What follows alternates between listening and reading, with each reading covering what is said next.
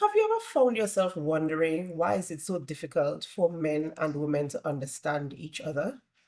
Women complain that men don't listen, and men complain that women are difficult or near impossible to understand.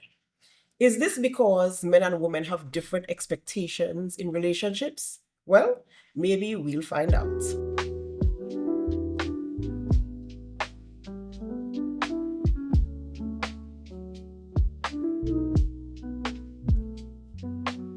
Welcome to another episode of Singled Out for Purpose with Passion and Power.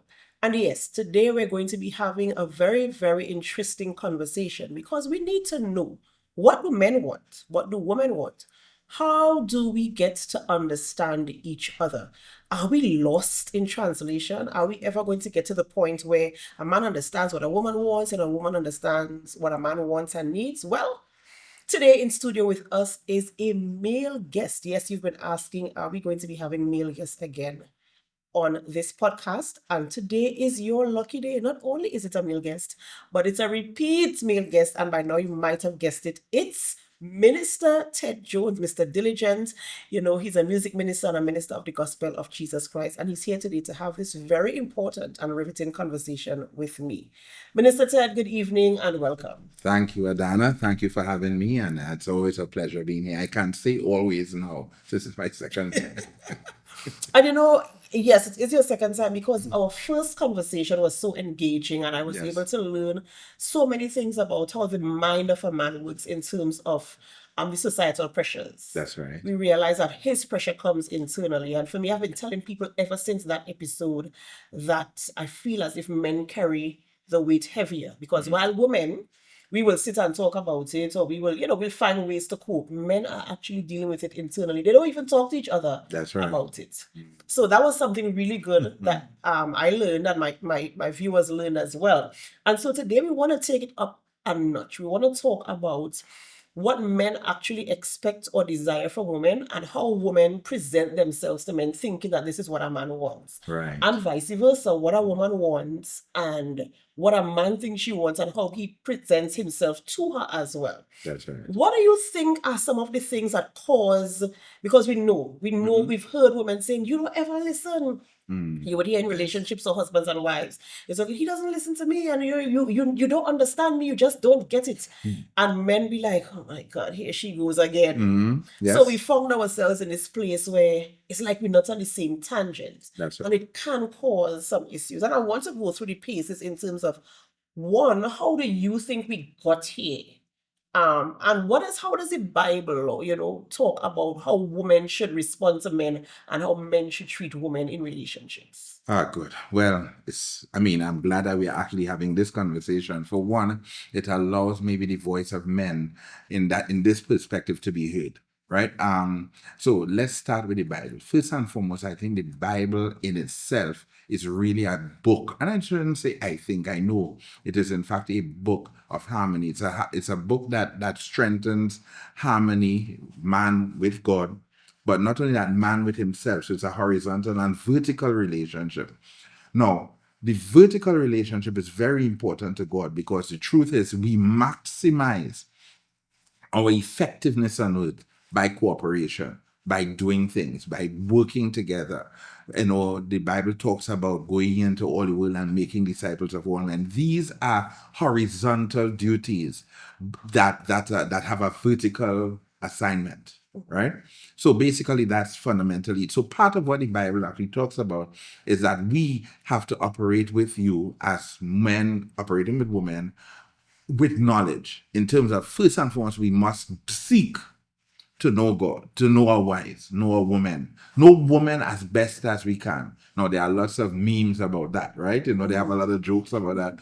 There's this one that I remember clearly with this very big book, Right. And they said, yes, this is all need to know about women. Well, they got all the psychologists and all the engineers and all the social scientists together, and they had this big book, and when you open the book, all the pages were empty, right? and that actually speaks to the mindset. To me, I know it's facetious, but it speaks to the mindset we need to have. We really need, first and foremost, as men, to really appreciate each person with an open mind. That's the first thing. And then obviously, the Bible also says that we have our mandate to love them, right? And to love them with a comparative kind of love, which is interesting. It's to love them as Christ loved the church. In other words, the church in the main has always been misbehaving, right? The church has never been a good behaving church. We always want to behave, but we like the calypso, we can't behave ourselves, right? In general, we do our own things. We do what is right in our own mind. We have our own issues, and Christ has to love us and has and loves us notwithstanding. And not only that, but gave himself for us. Now, that in itself is a heavy load for most men, for all men. There's not a man, in my view, that sees this as a light endeavor, a light undertaking. So, back to the last conversation we had, these roles are serious roles for any man. And a man has to, in many cases, feel that he's ready for them. So let me get that out of the way quickly, in terms of that start. Now, obviously, in relationships, there is what you call a sexual or a relationship or a sexual marketplace. That's where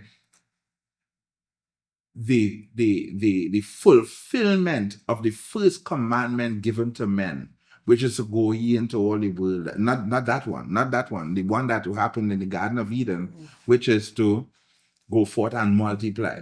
That in itself is one of the most powerful mandates made to any human being, to the extent that men have within them enough seed that if the entire world were to go to be annihilated, he has enough seed. One man has enough seed to repopulate it.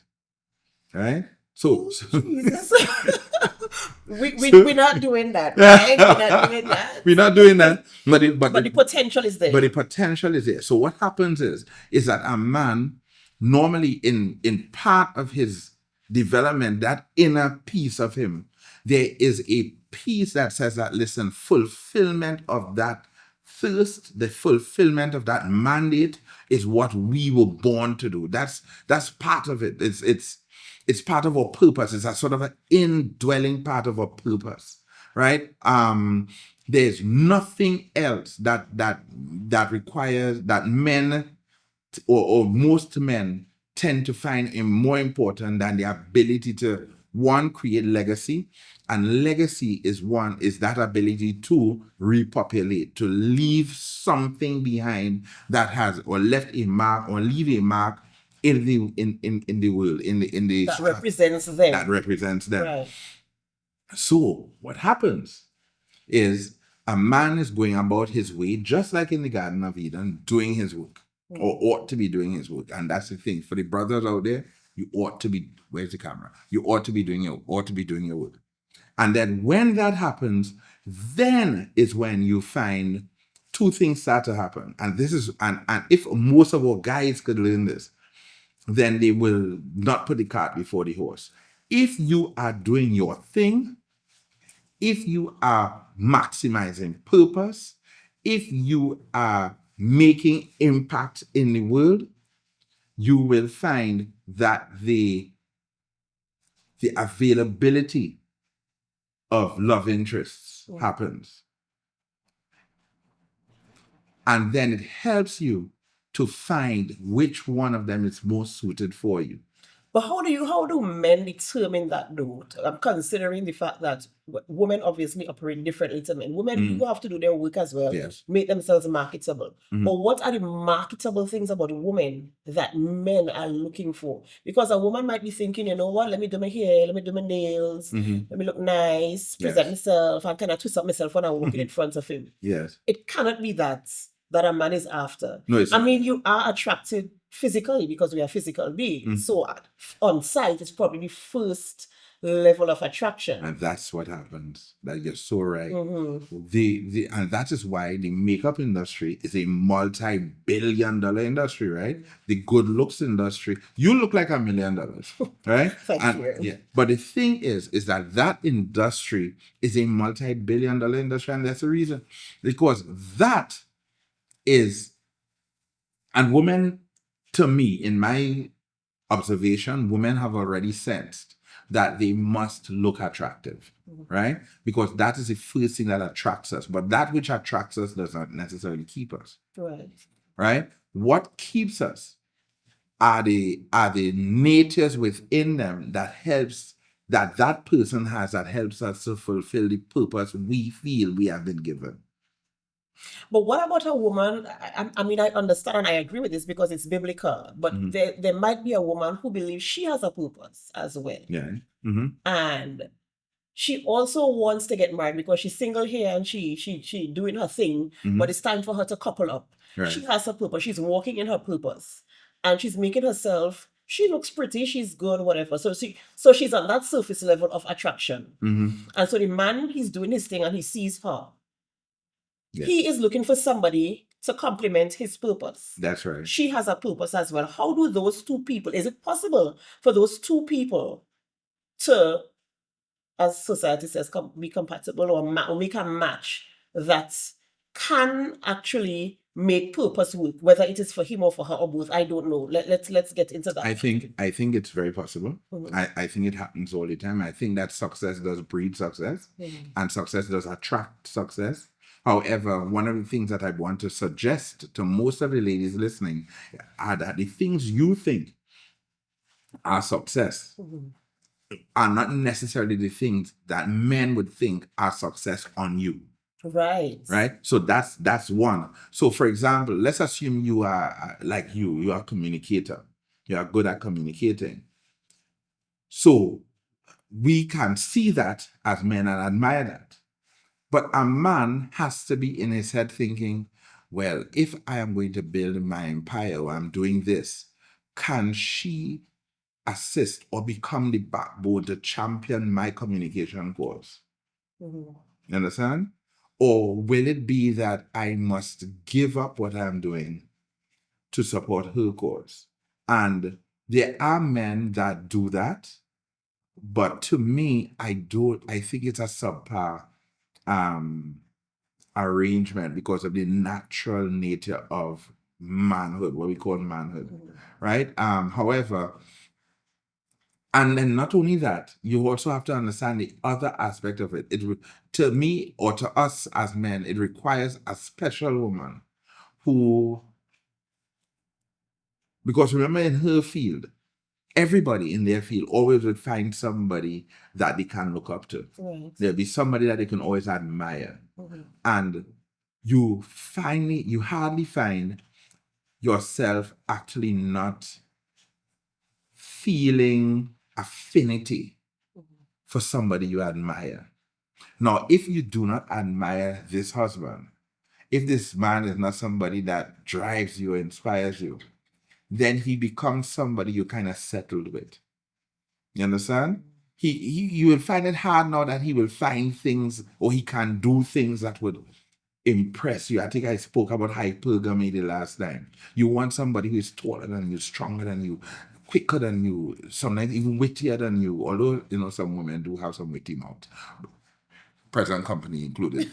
but the thing is that you do find, however, that there is a nature that men, for example, and I'm talking to most of the men that I kind of know, many of the men who are like me, you really want that particular female to be someone that fundamentally as go-getting as she gets. The Proverbs 31 speaks to a specific kind of woman and speaks that this woman doesn't seem to be a lazy woman. She seems to be a businesswoman. She seems to be a woman out there. She seems to be doing things, but she has a fundamental nature within her, which is fundamentally because of how she operates. As powerful as she is, the men at the gates, the men in the city can see that the husband is honored because of her actions.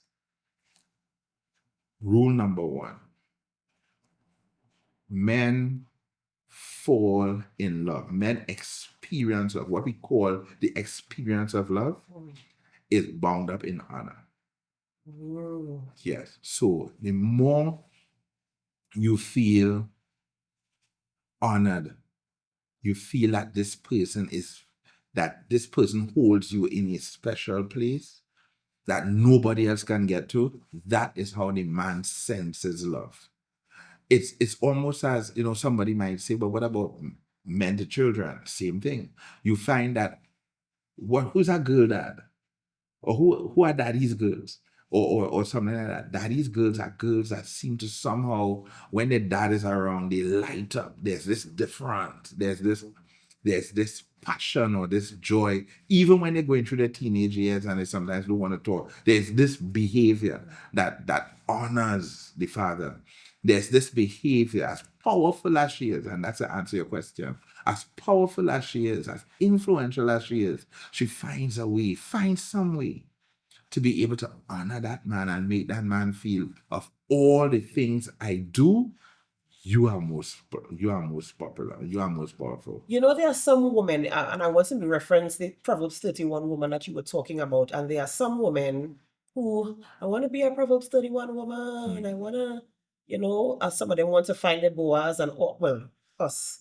And this is not a jab at anybody, but it really is conversation and things that people need to be thinking about. And Yes. really, there are some things you have to be so intentional about. Mhm. So you want to be a Proverbs 31 woman because she's praised. Her children adores her. Mhm. Her husband takes care of her. She's known in the fields. The husband is honored in the gates. Yes. So you want to be that woman. Mhm. But do we understand as women the sacrifices that the Proverbs 31 woman makes? That's right. She wakes up before the sun rises. Mhm. She looks around, she finds things to do with her hands. She sells her goods, she makes stuff. She takes care of the people who run her household because she's so busy that she can't even wash wares. So there's people in the house who washing the wares, making the bed, but she's managing them in terms of she has so much going on Mhm. that she's able to pay them well. That's They right. respect her. Mhm. And She's a although business. she has all this, well, we could call it wealth, success, power, because she's controlling a whole team of maids, babysitters, or whomever. She might have personal assistants, she might have managers, she might have people, helping her. Managing the business. That's right. And she is in charge of ensuring that they are taken care of, their families are taken care of. Yes. She does that without faults. That's right. She's able to manage that. So she has power. This is a woman of power and of influence. Of influence. That's right. But yet, she's still able to honor her husband. Exactly, and to find a way to honor her husband. And the thing is that different men see honor differently. So what, and that's why I say it's a marketplace, because when you're in a marketplace, you go to a marketplace with money, not because you want money, but you want what the money can get you. So it's, what are you willing to exchange? What is it you're willing to exchange for what you want in life? And that is so very important. But you mentioned Ruth. So in as much as that, I want to also, and Ruth is just four chapters, right? But it's such a powerful 4 chapters, right? That we have to understand that for Ruth to actually be able to get Boaz, right, there had to be a special fit. You remember Naomi, first and foremost, young ladies and ladies listening, I don't know where the camera is. There, camera. Listen to me very carefully. Find yourself an older lady to counsel you, right? I'm not talking about the ones you find in the hairdresser that them that's Gossiping all day. gossiping and thing. We're not talking the barbershop, and we're not talking the hairdresser right now. We're talking about that serious woman who has been through it, who most likely is still successful, who lived a long life with a man, because the Bible does say that they are the ones that will teach you how to love your husband, not only your husband, and your children.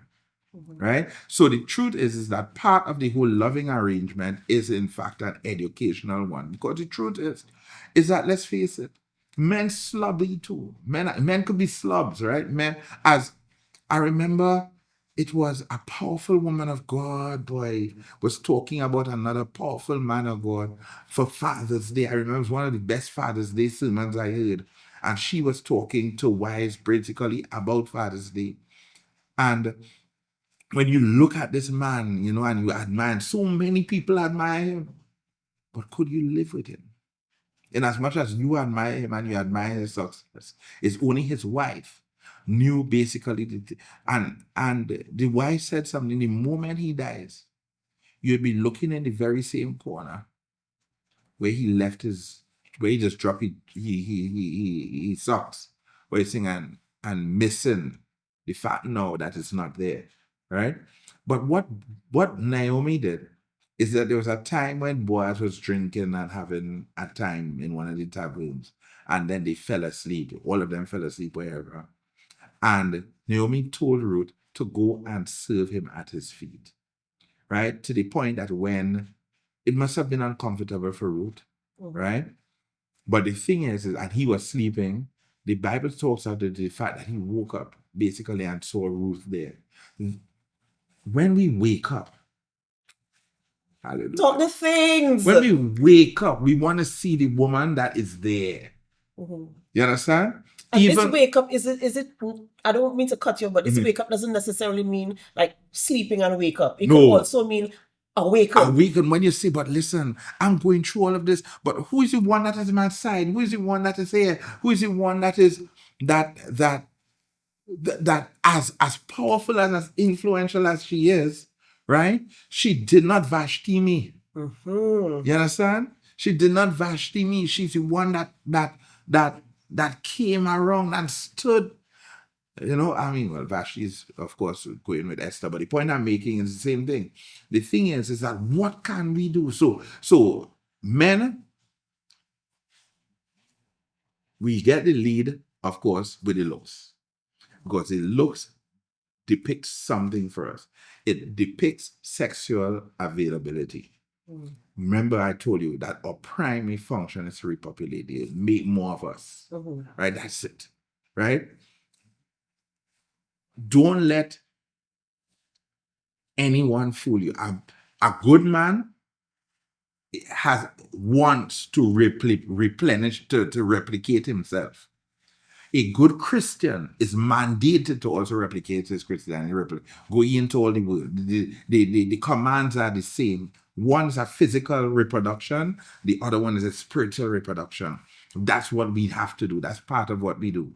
And obviously, the vessel that God is going to use to help us to be able to become that person, to become that man, to become successful, right, depends on the power that is in this tiny little body that God has made. And sometimes, you know, the whole concept of Adam saying, flesh of my flesh and bone of my bones, listen to me, that is wee-hoo in our language. You understand? That is exactly it. So when men sometimes, you know, operate the way they operate, and we now have a society where women start to feel uncomfortable about that. But the truth is that it is part of the nature of men to see beauty, right, and recognize that that is a part of what we of fundamentally of what we are. So we start there.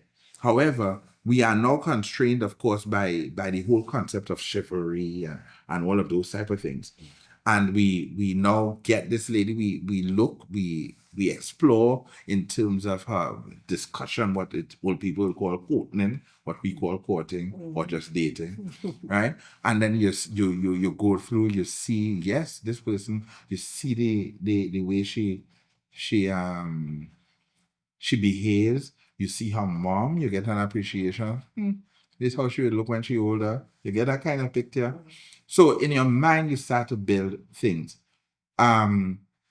There's one thing though that I want ladies to understand that's a little bit different to what I think. There's another difference, I think. I think most times when men see a lady, because they're attracted first with their eyes, they are rated high. So they almost see a woman at full 100 up front. And then their interactions carry, starts to, well, are there 100 still? Because that's what men are. We're not two, but there may be red flags that might start to say, I don't think I like this. Let me see if I can talk to is she accountable? If could I have to, if she does something that I don't particularly like, or she has a mannerism that I don't like, do I do I have to hold her prayer and fasting before I could talk to her about it? I'm afraid to talk to her about it. Things like that, men would start to judge, right? And make issues with, within themselves. And then what you find happen, for example, men may find themselves, some men may, depending on how they are, right? Some men are more, of course, some men are more sanguine, like me. I'll be all there. I would tell you nice things up front. There are some men that are not necessarily that way. However, they will do things that would signal to you that they love you, that they will not do this for anybody else. However, depending on the feedback, that's another thing. A lot of times, a lot of women tend, at least we sense, that a lot of women become coy a little bit, or a little bit unappreciative of good stuff. I don't know if you remember this poem from back in the day. King Francis was a hearty king that loved a royal sport. But towards the end of it, or towards the middle of the poem, there was this lady that threw her gloves into the lion's den because a guy she knew liked him, and she figured that if she threw it there, he will have to go get it for her. Yeah. The poem is powerful because at the end of it, if guy does go face the lions, gets the glove, but instead of handing it to her, he threw it in her face. That, my dear sis, is basically how many times internally some men might feel for an unappreciative move, even as they may not actually in some cases say it. Right. So that's why for us as men, we may not necessarily say things because we also are, we also conscious of the fact that we don't particularly want to hurt what we can consider sensitive feelings, right? I mean, no man wants to see the woman he loves cry, right? So as a result, he will be ginger about how he says certain things. But at the same time, he is, of course, aware of the fact that, well, my girlfriend can't be 100% right all the time. I know I'm not 100% right all the time. So how come she can't see that she's not 100% right all the time? But I have to apologize all the time. So what they started to do, they started to talk to one another and say, oh, that's the trouble you into? That's the trouble you into? So men start to, that's the level where you think men do a lot of the talking to one another when they realize that, so that's how women are. Right? And there's a reason, and there's a reason for it too, because of how culturally, somewhere along the line, we were brought up to think that men have a deficiency. Men have a social deficiency. Men have a lack, and it is us women to fix that, right? And if we don't fix that, then we're in trouble, right? So as a result of that, we have to fix it. Hey, well, if you have to fix the man, but yet you are the one that is seeming to have a flaw, then how on earth could we fix that? How can we fix that?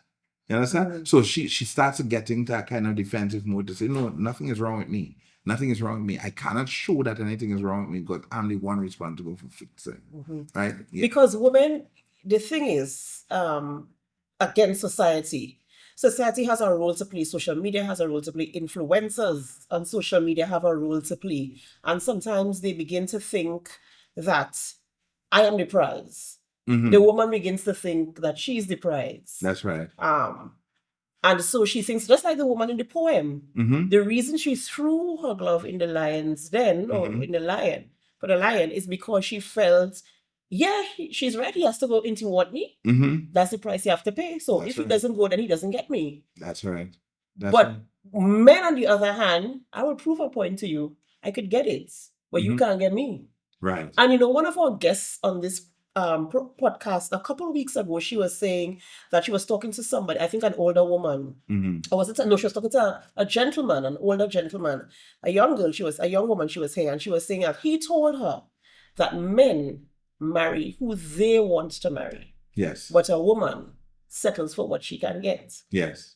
And Especially you can see it now playing out as you went through that poem. You could see playing out now. She wanted him, yes. but she couldn't get him because of the attitude. Because of I am the independent. I am the prize. You have to work hard to get me. And yes, you have to set standards and you have to, have a little checklist and things. Yes, but are you going to hold fast to those things and compromise or jeopardize your opportunity of being seen as somebody who is worthy of a man taking a second look after, yeah, you're beautiful, you look nice, you smell good.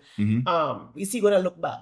Exactly. And the thing about that too is that remember when we saw you the first time, we gave you the 100 already. So you are now very much careful to not fall below that 100, right? So that's one of the reasons now why we have to,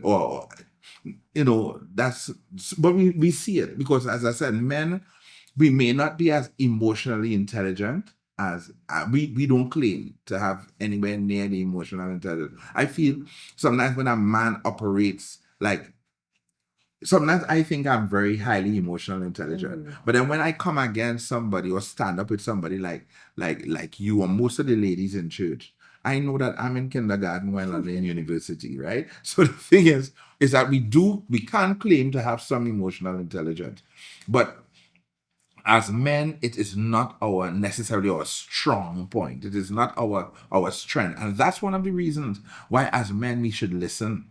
Right? That's one of the reasons why we should listen. Because the thing is, and I remember Bishop Akindele said this one, that as men, we can't see likely, we can't see trouble, we can't see the pits that other people could set for us by virtue of the fact that we just sometimes don't have what it takes intellectually or physiologically or whatever you call it, to psychologically, so to get to deal with that, right? So we need a rear guard. We need a blind side person. We need that person to protect our blind sides. And a large percentage of the time, the woman that we select is the woman that is able to protect that blind side. Because remember, you have a mission. You already, as a man, logically already recognize that this is part of what I'm good at, and I'm not so good at this. And here comes Ruth, who, when I'm in trouble, she's there. She knows how to negotiate this. She knows how to handle this, right?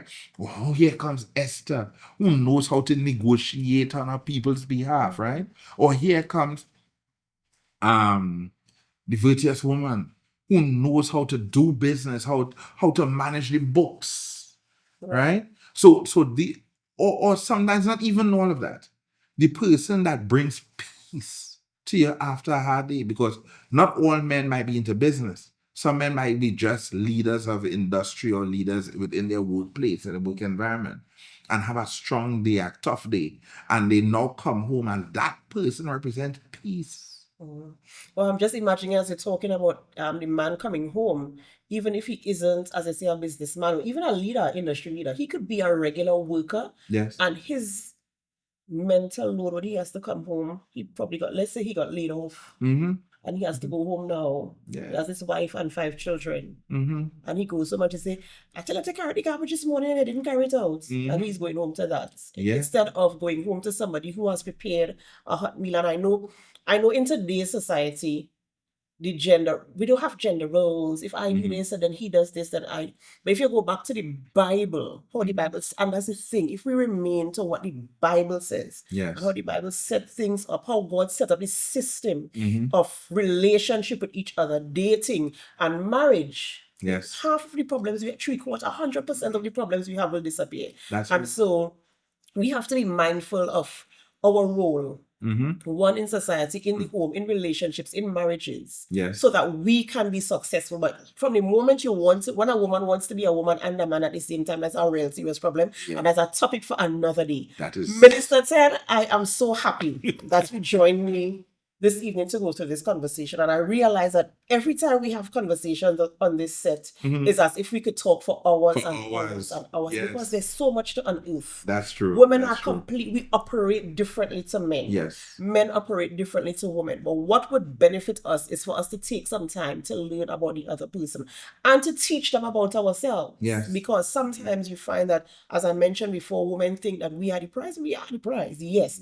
But how do you package and present this prize to a man? Because evidently, from what you're saying, is that is what a man wants. He actually wants the prize. Yes. But at what cost? At If what the cost? cost That's is too true. high, that man leaving that price right there and walk away. So, woman, if you know that you are the price for a man, market yourself, present yourself. Remember, you need to get to learn about that man in as much as you want him to learn about you and understand you. So, while you're in this single period, take some time, understand men, talk to some guys, get some guy friends, but remember to set your boundaries and to go in there intentionally with a purpose behind it. And of course, we have come to the end of today's episode of Singled Out for Purpose with Passion and Power. And remember, you are not just waiting to be chosen, you are becoming. And before we go, of course, we want you to like this video so that we know we made a little sense today. Leave some comments so that we know you're a part of the conversation, and subscribe to this channel as we continue to grow community, because each single person needs to know one thing or the other about the opposite gender so that we can couple up and get married if that's your desire. So until next episode, bye for now and see you then.